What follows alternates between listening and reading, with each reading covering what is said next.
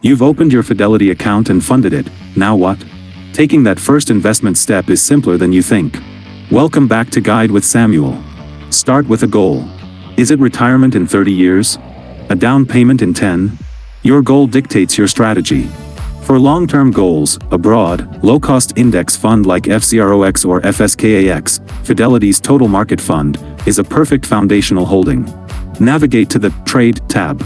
Enter the fund's symbol, choose Buy, and decide how much money to invest. For your first trade, a simple market order is fine. My crucial pro tip? Set up automatic investments immediately. After your first manual purchase, go to Account Features and set up a recurring transfer. Have $200 moved from your bank and invested into your chosen fund every month. Automating turns saving into a habit you don't have to think about. The most important step is the first one. Then, let time and consistency work.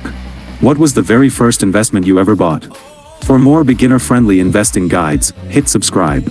Thanks for watching. I'm Samuel, and I'll see you next time.